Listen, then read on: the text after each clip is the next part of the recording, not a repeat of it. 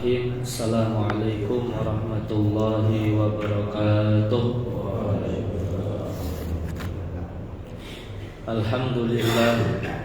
Alhamdulillahi rabbil alamin. Wassalatu wassalamu ala asrafil anbiya wal mursalin Sayyidina wa maulana Muhammadin wa ala alihi wa sahbihi ajma'in. Ashhadu an la ilaha illallah wahdahu la syarika lah wa asyhadu anna sayyidana Muhammadan abduhu wa rasuluh la nabiyya wa la rasula ba'dah. Allahumma salli wa sallim wa barik ala sayyidina Muhammad wa ala ali sayyidina Muhammad. Amma ba'du. Subhanaka la ilma lana illa ma 'allamtana innaka antal alimul hakim. Qala rabbi israh li sadri wa yassir li amri wahlul 'uqdatam min lisani yafqahu qawli. Amin ya rabbal alamin. Mari sama-sama kita awali dengan doa awal majelis. Bismillahirrahmanirrahim. Allahumma inni a'udzu bika an adilla au udalla au azilla au uzalla au azlima au uzlama au ajhala au yujhala alayya. Rabbi zidni ilman wa wasi'li fi rizqi wa barik li fima razaqtani waj'alni mahbuban fi qulubi ibadika wa azizan fi uyunihim waj'alni wajihan fid dunya wal akhirah wa minal muqarrabin ya katsiran nawal ya hasanal fi'al ya qaiman bila zawal ya mubdi'an bila misal. Falakal hamdu walakal minna walakal syarafu ala kulli hal. Wa sallallahu ala sayyidina Muhammadin walhamdulillahi rabbil alamin. Alhamdulillah. Alhamdulillah, segala puji bagi Allah, Tuhan yang telah menciptakan kita dan telah menjadikan kita sebagai umat Nabi Muhammad sallallahu alaihi wasallam. Satu kenikmatan besar ketika kita mendapatkan kesempatan dan diberikan kemudahan di dalam menjalankan perintah Allah. Mudah-mudahan kita semua termasuk hamba-hamba Allah yang pandai bersyukur atas segala nikmat yang Allah berikan. Amin ya rabbal alamin. Dikatakan idza kunta fi ni'matin far'aha fa innal ma'asi tuzillun ni'am. Ketika kita berada di dalam satu kenikmatan, bukankah ini satu nikmat yang luar biasa?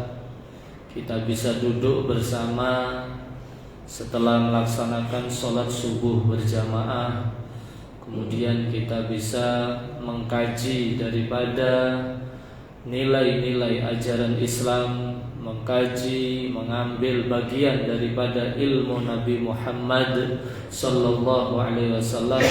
Ini satu kenikmatan yang luar biasa, maka perlu dijaga kenikmatan tersebut. Fa innal ma'asi tuzillun ni'am, karena yang bisa menghilangkan nikmat-nikmat Allah yaitu perbuatan dosa, maksiat, durhaka kepada Allah Subhanahu wa ta'ala. Mudah-mudahan kita semua menjadi hamba-hamba Allah yang istiqomah.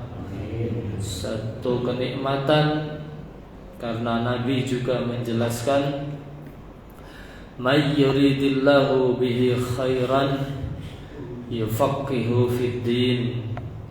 Kita berada di satu kenikmatan, satu kebaikan yang luar biasa yang Allah berikan. Sebagaimana Nabi tadi menjelaskan dalam hadis, siapa orangnya yang dikehendaki menjadi orang yang baik, menjadi orang yang selamat, bahagia dunia dan akhiratnya, maka ciri-cirinya adalah dimudahkannya dia dalam memahami ajaran-ajaran Islam. Yufaqihu fid din, dimudahkan untuk mempelajari, memperdalam ajaran-ajaran Islam, ajaran Nabi Muhammad sallallahu alaihi wasallam. Mudah-mudahan kita termasuk dalam hadis tersebut. Amin ya rabbal alamin. Hadirin para jamaah, tidak lupa kita juga bersyukur atas nikmat kita dijadikan oleh Allah sebagai umat Nabi Muhammad. Oleh karenanya dalam satu majelis hendaknya dibacakan salawat kepada Nabi sallallahu alaihi wasallam. Allahumma salli wa sallim wa barik ala sayyidina Muhammad wa ala ali sayyidina Muhammad, agar majelis itu penuh dengan barokah. Karena satu majelis jika di dalamnya tidak ada disebut bacaan salawat kepada Nabi Muhammad, aromanya tercium sampai atas langit, aroma bangkai, aroma yang tidak sedap. Tapi jika satu majelis perkumpulan itu dibacakan salawat kepada Nabi sallallahu alaihi wasallam, maka perkumpulan majelis tersebut akan muncul aroma yang harum sedap sampai atas langit. Nah, perkumpulan yang semacam ini maka satu kenikmatan. Dan tidak lupa kita niat iktikaf, selama berada di dalam masjid. Nawaitu iktikafan madumtu fi hadzal masjid sunnatan lillahi ta'ala. Sengaja aku niat iktikaf selama berada di dalam masjid. Bismillahirrahmanirrahim. Kita lanjutkan kajian ilmu fikih menggunakan kitab Taqriratus Sadidah fil Masailil Mufidah, Qismul Ibadah, bagian ibadah, yang disusun oleh Al-Habib Sayyid Hasan bin Ahmad bin Muhammad bin Salim Al-Qaf, Madinatul Munawwarah. Bismillahirrahmanirrahim. Ar-Ruknus Salis, rukun yang ketiga daripada salat.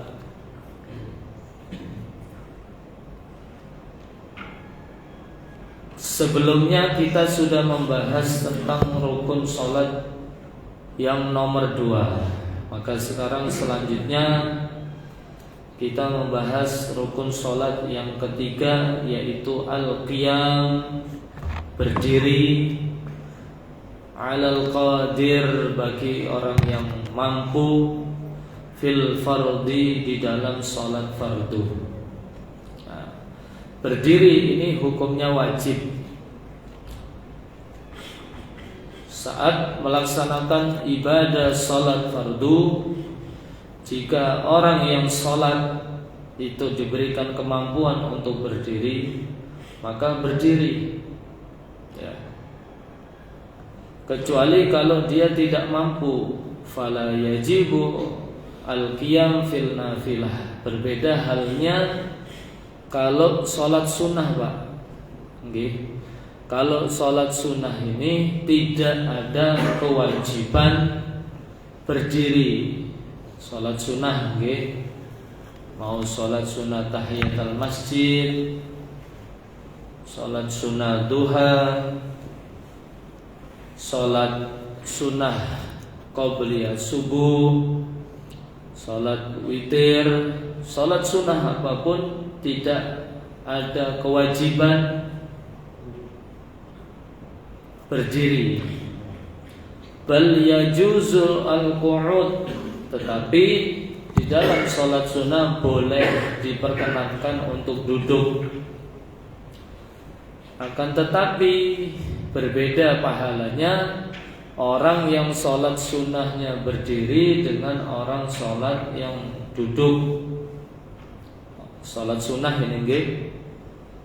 Orang yang sholat sunnah duduk pahalanya separuh, nisful ajar. Kalau sholat sunnahnya berdiri, katakan pahalanya gemuk-gemuk 100%. Tapi orang sholat sunnah sambil duduk itu boleh, baginya mendapatkan pahala separuh, 50%. Wa kadzalika al-ittija', begitu juga kalau dia sholat sunnahnya tiduran miring, nah, itu boleh. Tapi pahalanya tidak separuh, 1/4. Nah ini. Wala yajuzu, diperkenankan, tidak diperbolehkan istilqa'u, tidur terlentang di dalam sholat sunnah, lil qadir, bagi orang yang mampu berdiri atau duduk atau tidur miring. Jadi kalau sholat sunnah yang tidak diperbolehkan adalah tidur terlentang. Sementara dia mampu berdiri, mampu tidur miring, mampu duduk, maka yang dilarang adalah ketika dia sholatnya istilqa, yaitu tidur terlentang sambil kepalanya dihadapkan ke kiblat. Nah ini enggak boleh. Bisa diterima nggih? Nah ini. Kama qala sahibus Sahfatuz Zubad, sebagaimana Al-Imam Ahmad Ibnu Ruslan mengatakan di dalam kitabnya Sahfatuz Zubad, summal qu'udu jaizun fin nafli, kemudian diperbolehkan duduk di dalam melaksanakan sholat sunnah li ghairi udhrin, tanpa adanya udhur. Wa huwa nisful fadli, orang yang sholat sunnah sambil duduk meskipun dia mampu berdiri boleh duduk, itu pahalanya separuh. Nah ini ada satu pertanyaan yang cukup membuat kita faham bagaimana duduk ini adalah satu keadaan yang diperbolehkan di dalam sholat fardu. Kita sepakat karena ulama ahli fikih sudah menjelaskan bahwasanya berdiri itu termasuk daripada rukunnya sholat bagi yang mampu. Berarti kalau kadang mampu ya boleh duduk. Pertanyaannya adalah kapan mata yajuzu al-qu'udu fi sholatil fardi? Kapan Pak orang itu diperbolehkan sholat sambil duduk, sholat fardu? Kapan seseorang itu diperbolehkan duduk di dalam melaksanakan sholat fardu? Kapan? Nah ini, mata yajuzul qu'ud fi sholatil fardi, kapan seseorang itu diperbolehkan duduk dalam melaksanakan sholat fardu? Jawabannya adalah la yajuzu lahul qu'ud fil fardi, tidak diperbolehkan orang itu duduk di saat melaksanakan ibadah sholat fardu, illa, kecuali ida ajaza anil qiyam, ketika dia tidak mampu berdiri. Mungkin kakinya sudah tidak kuat, sudah sepuh, atau dengan kondisi tubuh yang kurang sehat. Nah ini Islam memberikan solusi. Atau dia punya vertigo, ya, ingin banget ke masjid berjamaah karena keutamaannya luar biasa, pahalanya besar. tapi tidak bisa berdiri. Oh tenang, di masjid ada kursi. Ada kursinya enggak? Nah, siapin itu kursi, okay?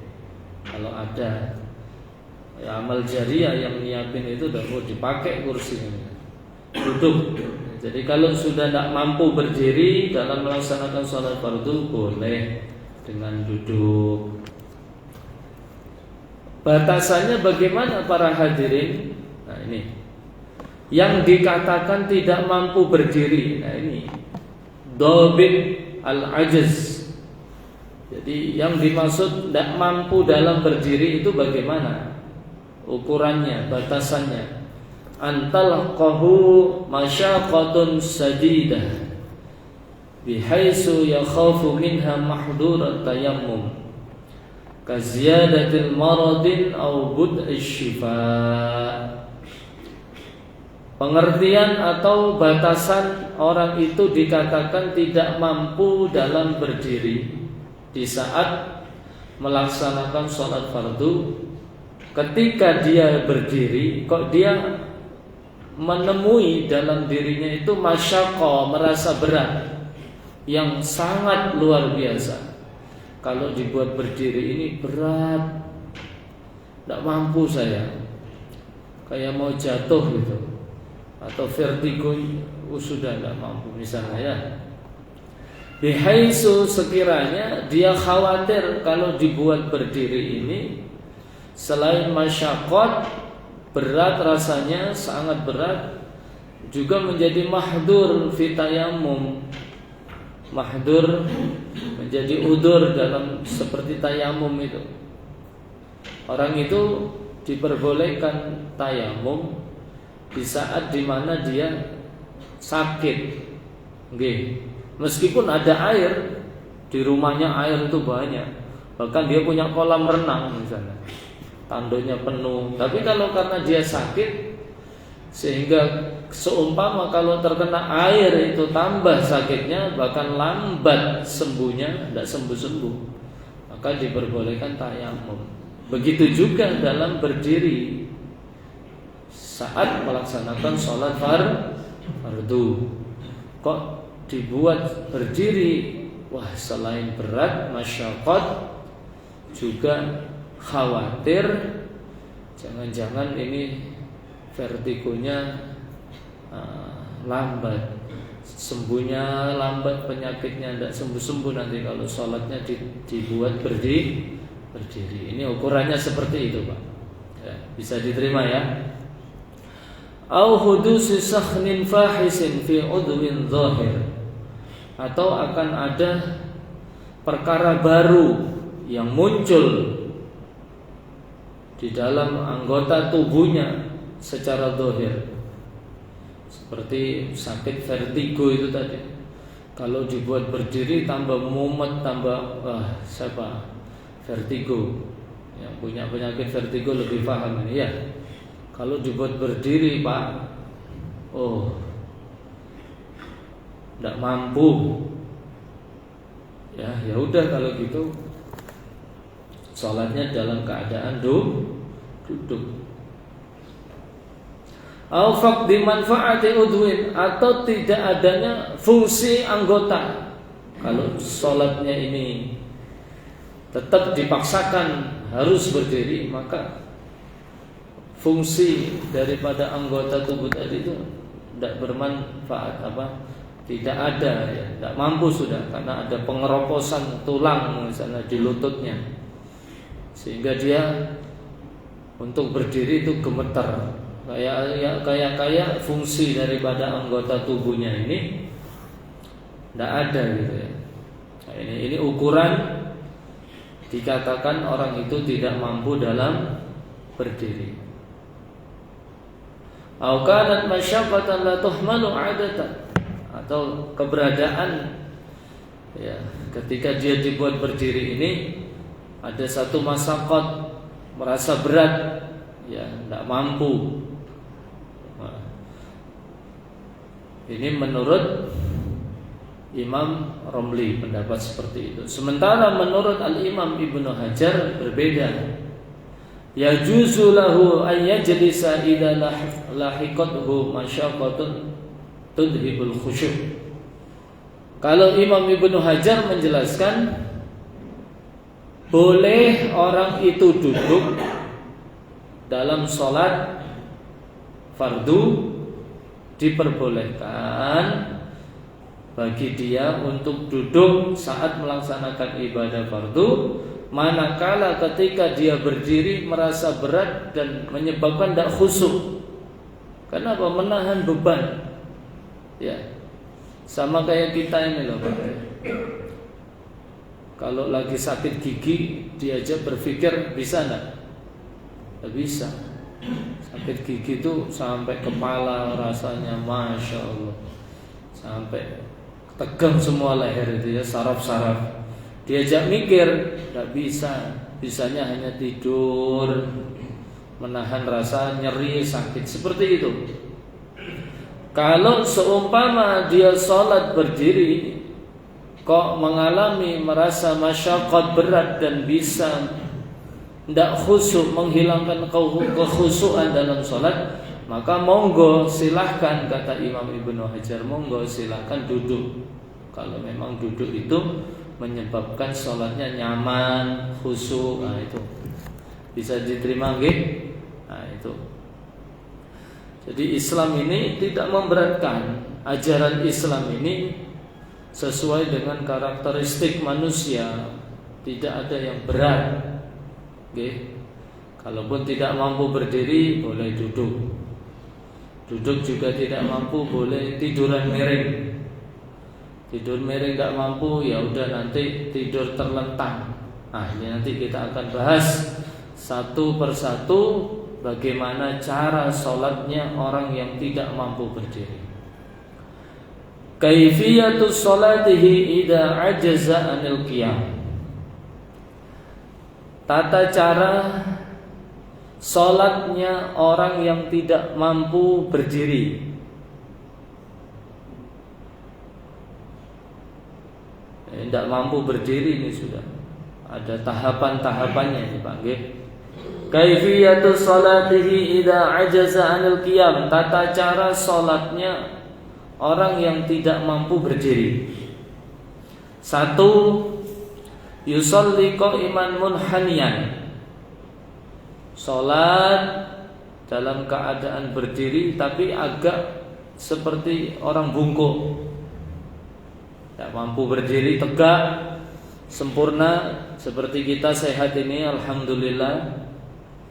Tidak mampu, sholatnya sudah sholat berdiri tapi agak membungkuk. Mungkin pegangan apa? Kayak apa itu? Kalau tiang gitu, tapi kakinya ada 4 atau 3, ada kan ya? Agak membungkuk gitu. Nah, agak gini. Tidak apa-apa. Kalau memang masih mampu berdiri munhanian, dalam keadaan agak doyong, agak membungkuk. Kalau sholatnya mampu seperti itu ya tidak apa-apa.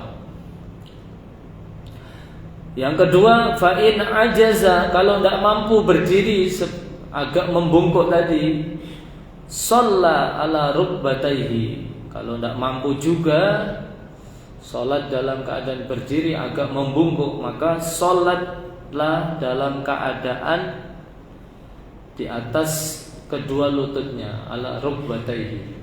Di lututnya seperti ya duduk, kalau mau foto itu duduk pakai lutut. Nah, seperti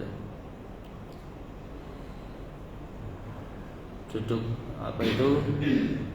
duduk ik'a ya, jadi lututnya sebagai sandaran utama.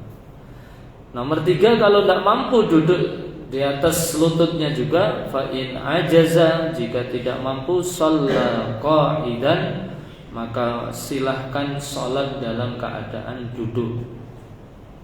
Duduk apa? Wal afdal ayyakuna muftarisan. Muftarisan, yang afdal duduknya itu duduk iftiras.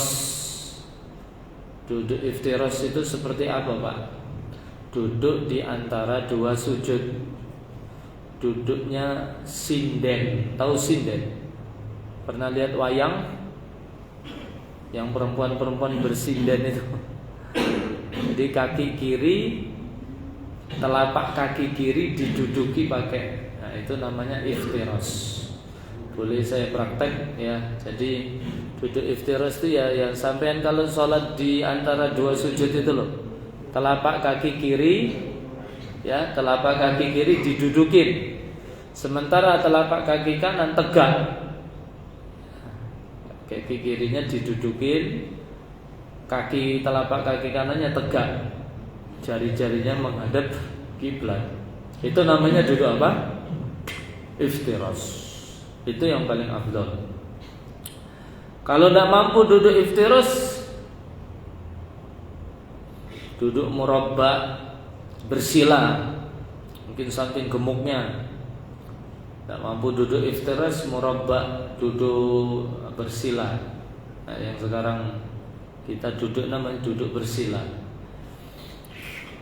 Duduk juga tidak mampu, sudah duduk iftiras tidak mampu, duduk murabba, duduk bersila juga tidak mampu.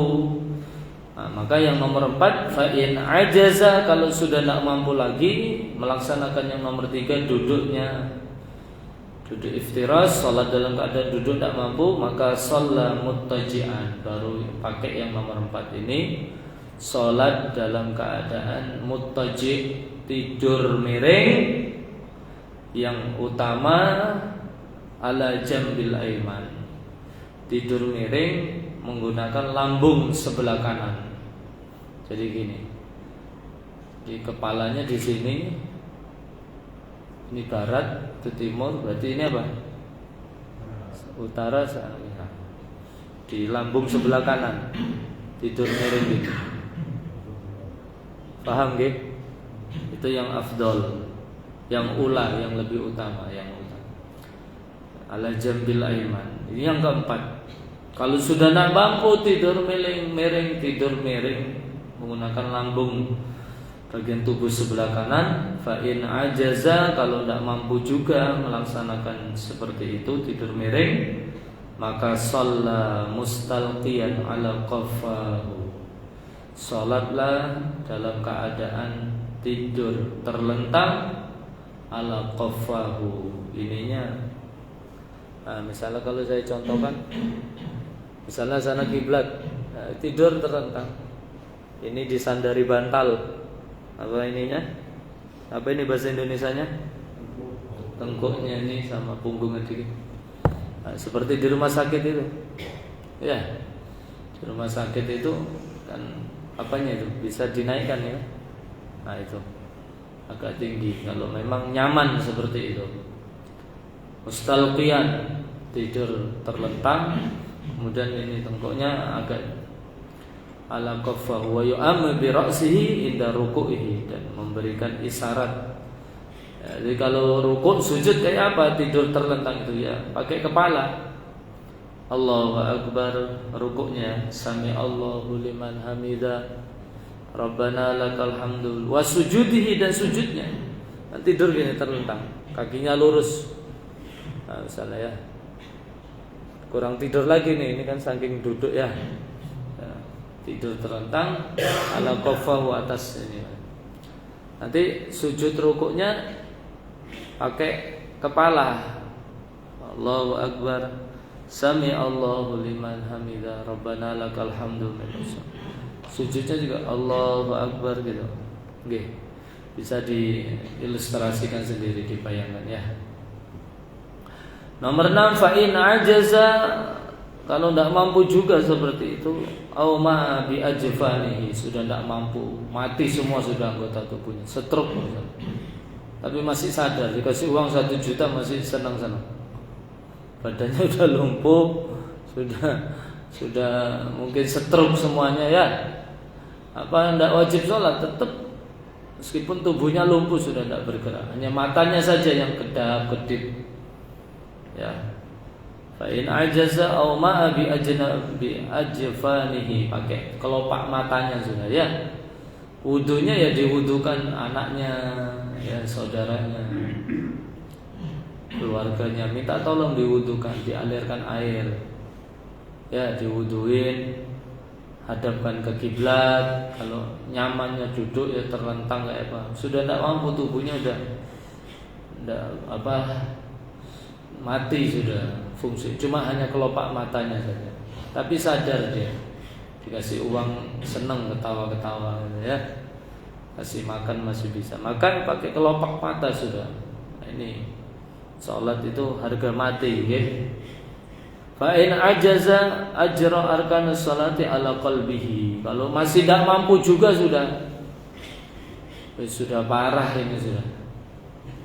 Ya sudah, pakai hati aja sudah. Sholatnya pakai hati. Sudah tidak mampu, sudah wis tidak.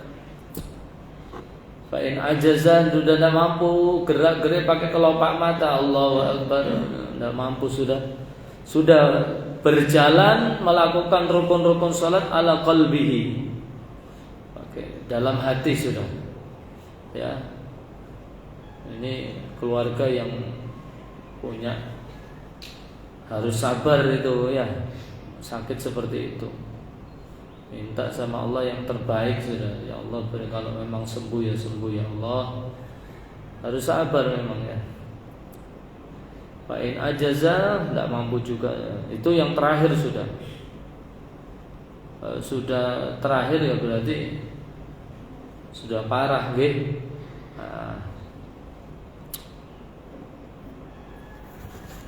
Kama qala sahibus Saffatuz Zubad, sebagaimana disebutkan dalam kitab Saffatuz Zubad karya Al-Imam Ahmad Ibnu Ruslan. Mas'alatun law shalla qa'idan summa amkanuhu qiyam ba'da al-ajz, hal yajibu alaihi al-qiyam am la? Ada satu pertanyaan yang cukup menarik bagi kita untuk diketahui. Ada orang sholat, seumpama ada orang sholat dalam keadaan duduk, kemudian di tengah-tengah sholat Pak, tiba-tiba dia sehat, diberikan kemampuan bisa berdiri. Sholat dalam keadaan duduk, di tengah-tengah sholat, subhanallah, mampu berdiri. Apakah wajib bagi orang yang sholat ini berdiri atau masih tetap duduk? Maka jawabannya adalah yajibu alaihi al-qiyam, wajib bagi dia untuk berdiri karena sudah mampu. Mungkin rakaat pertama masih belum mampu, duduk masih. Subhanallah, barokahnya istiqomah, terus berdoa, terapi, berusaha ya. Pas sholat zuhur rakaat kedua mampu berdiri, sehat, maka berdiri langsung. Wa kadzalika idza kana muttaji'an summa amkanul qu'ud. Begitu juga dengan orang yang sholatnya tiduran miring, tidur miring atas lambung bagian kanan. Di tengah-tengah dia saat sholat tidur miring, mampu untuk duduk, bangun. Loh, bisa, alhamdulillah duduk, ya duduk. Au shalla mustalqiyan summa amkanul al-ittija', atau dia tadi sholatnya dalam keadaan terlentang, ala qafahu, atas ini telengkuknya. Dia sholat tidur terlentang menghadap kiblat. Subhanallah, Allah berikan kesehatan, dia mampu untuk tidur miring, ya udah bangun. Seterusnya seperti itu. Ya, ini yang disebutkan oleh Al-Imam Ahmad Ibnu Ruslan. Wala yajuzu tarkuha liman aqal wa ba'da ajrin yutiku syai'an fa'al. Nah, para hadirin yang dimuliakan Allah Subhanahu wa taala, bagaimana berdiri yang diajarkan oleh Nabi kita Nabi Muhammad sallallahu alaihi wasallam. Karena semua yang diajarkan Nabi, terutama sholat, ini sumbernya dari Nabi. Maka berdiri yang diajarkan Nabi, pertama berdiri dengan tegak menghadap kiblat, jari-jari kaki. Ya, dalam kitab Kaifa Tusalli, bagaimana sholat kita sesuai dengan riwayat hadis Nabi, cara berdiri yang sesuai dengan ajaran Nabi di dalam sholat. Yang pertama, lihat kaki kita dulu Pak. Saat berdiri hendak melaksanakan sholat, lihat kakinya. Anggap saja jari telapak tangan saya ini telapak kaki saya, nggih. Anggap saja sana kiblatnya, nggih. Maka ketika kita berdiri menghadap kiblat, nah ini kaki dilihat. Setelah kita menghadapkan dada kita menghadap kiblat, sudah, maka lihat kaki kita. Anggap saja telapak tangan saya ini telapak kaki. Setelah dada kita menghadap kiblat, maka yang kedua lihat kaki kita. Jari-jarinya udah menghadap kiblat. Jangan seperti ini, kayak bebek kakinya. Kemana ini? Katanya mustaqbilal kiblat, nggih. Maka standarnya di dalam hadis Nabi, bagaimana Nabi mengajarkan sholat kepada para sahabat-sahabatnya, sehingga Nabi mengatakan sallu kama ra'aitumuni usolli, sholatlah kalian sebagaimana kalian melihat aku sholat, kata Nabi. Maka sahabat mendapatkan keterangan ini langsung dari Nabi. Bagaimana selain dada menghadap ke kiblat, kaki kita, jari-jari juga menghadap ke kiblat. Kita tidak bicara sakit Pak Ustadz, ini habis kecelakaan, enggak. Ini standarnya ketika dia sehat dan mampu, okay? Kan beda lagi tadi kan kalau berdiri. Nah, sama juga. Nah, hadapkan kiblat semuanya, jari-jari kita. Kadang-kadang, nah ini nanti berdiri yang benar, ini nanti mempengaruhi soft sholat, rapat tidaknya. Ya.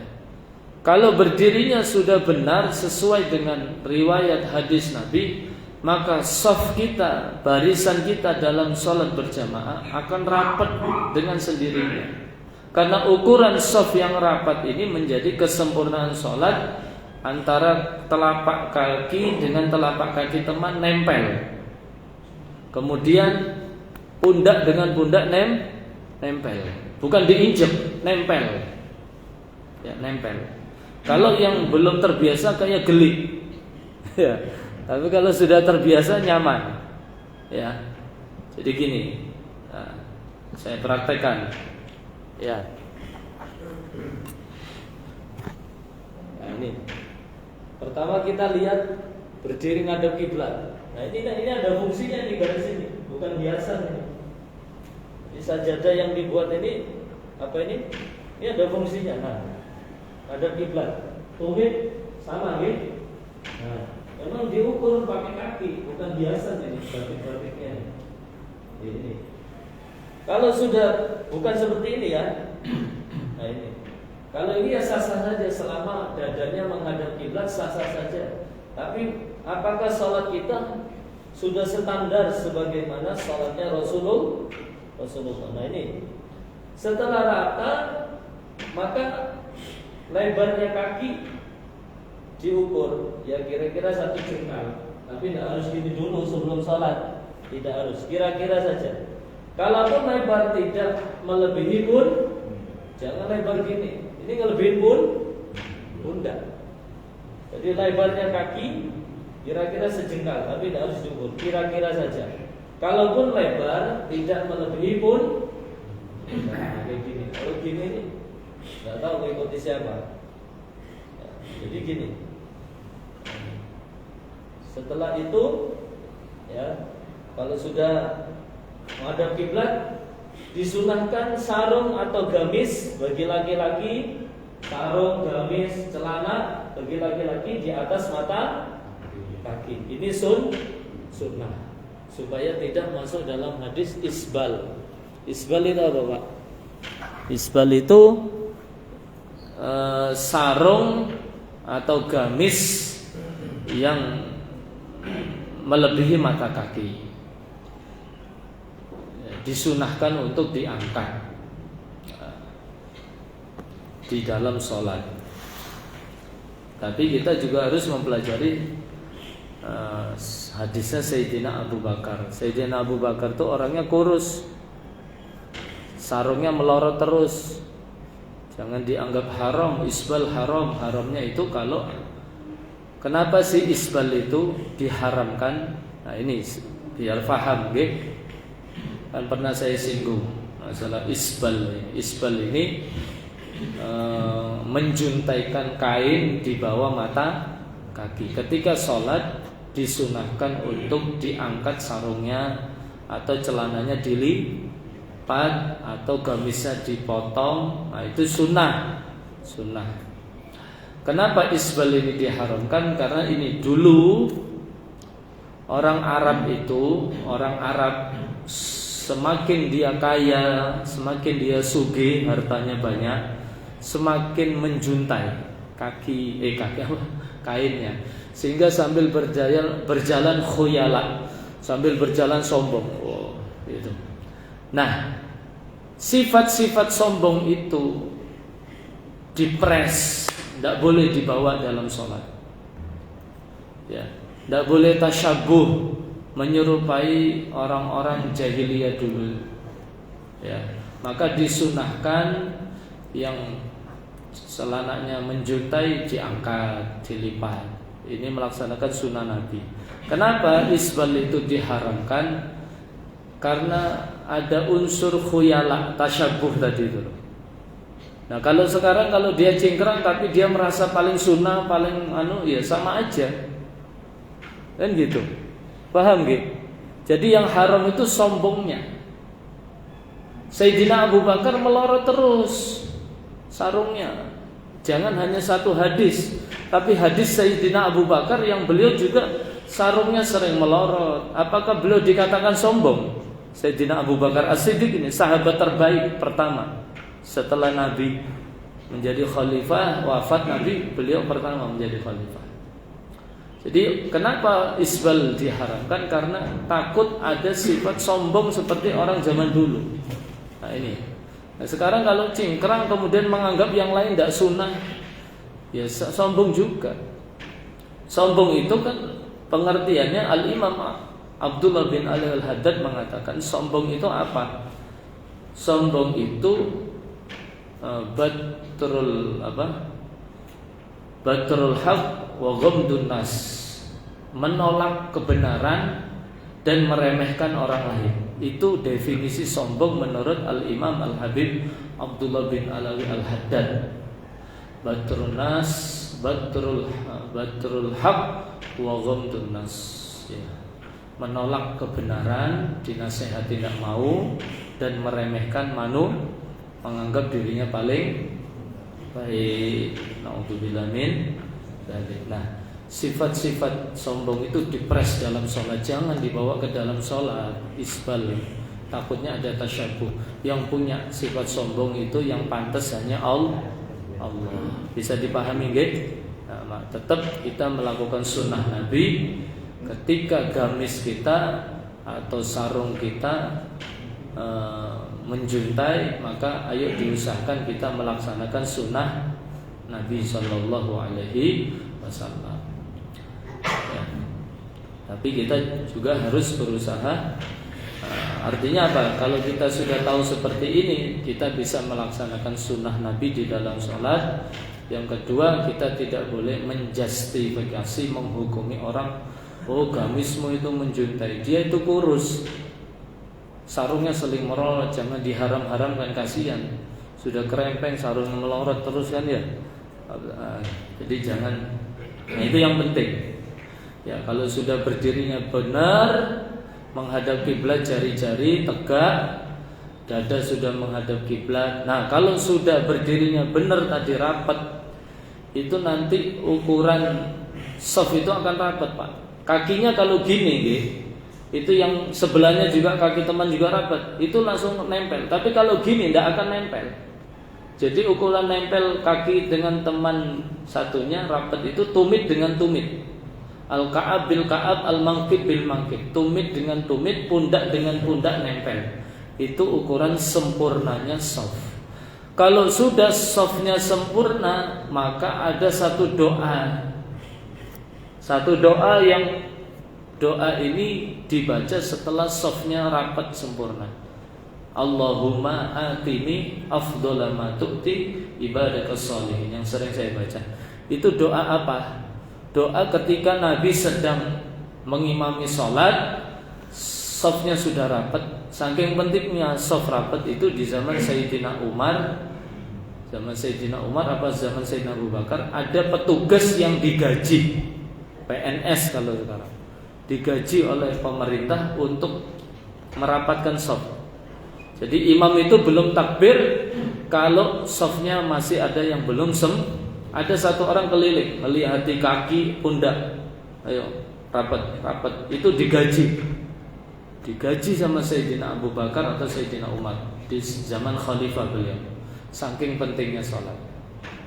Nah, kalau masjid itu mau praktek gitu enggak apa. Satu orang dulu imamnya disunahkan sebelum takbir menghadap ke makmum. Jangan langsung takbir sementara shafnya masih banyak yang kosong bolong-bolong atau belum rapat, tumitnya dengan tumit, kaki dengan kaki. Ini standar. Ini ajaran Nabi, okay? Ajaran Nabi kalau dipraktekkan manfaatnya luar biasa. Nah, kalau sudah rapat ada doa tadi, Allahumma atini afdhala ma tu'ti ibadakas shalihin. Itu ceritanya Nabi ketika memimpin sholat sudah rapat shafnya, tiba-tiba ada satu sahabat doa, Allahumma atini afdhala ma tu'ti ibadakas shalihin. Setelah sholat Nabi tanya, siapa tadi yang baca doa tadi itu? Allahumma atini afdhala ma tu'ti ibadakas shalihin. Ada sahabat Nabi, saya ya Rasulullah. Sungguh malaikat berebut untuk mencatat pahala tersebut saking banyak. Allahumma ya Allah, atini berikanlah kepadaku afdhala ma tu'ti, sebaik-baik seutama-utamanya pemberian ibadakas shalihin, hamba-hambamu yang soleh. Benar doa itu diijabahi oleh Allah. Sahabat tadi yang doa meninggal dalam keadaan syahid di medan perang. Nah, ini namanya hadis takriri. Nabi tidak pernah nyuruh baca doa itu. Nabi tidak pernah ngamalin. Tapi yang mengamali pertama adalah sahabat. Nabi setuju, namanya hadis takriri. Nabi setuju dan doa itu juga disunahkan. Paham gak? Jadi bukan berarti semua yang tidak pernah diajarkan Nabi dikatakan bid'ah. Itu tidak benar. Siapa sahabat yang pertama kali melaksanakan sholat sunnah wudu? Sahabat Bilal bin Rabah. Nabi tidak ngajarin, Nabi tidak pernah memerintah, tapi sahabat itu melaksanakan sesuatu yang Nabi setuju, senang. Itu namanya hadis apa? Takriri, senang, Nabi setuju. Nah ini, jadi banyak hal yang tidak pernah diajarkan Nabi, sahabat mengamalkan itu, tapi Nabi setuju, ridho, senang. Nah itu juga dinamakan hadis. Tentu apa yang dilakukan sahabat ya sesuai dan Nabi menyetujui, itu juga namanya hadis, Bang. Jadi jangan dipukul rata. Pokok kalau tidak ada di zaman Nabi bid'ah. Ini ngopinya kurang jauh, ngajinya kurang lama, jangan satu kitab. Ya, ngaji itu yang banyak gitu. Tentang ziarah kubur, tentang yang lainnya itu harus satu kitab. Harus banyak-banyak kitab referensi, oke? Okay? Baik, mudah-mudahan yang sedikit ini bermanfaat. InsyaAllah kita lanjut di pertemuan yang akan datang. Wallahu a'lam bishawab. Mari kita tutup majelis yang mulia ini dengan doa kafaratul majlis. Subhanakallahumma wa bihamdika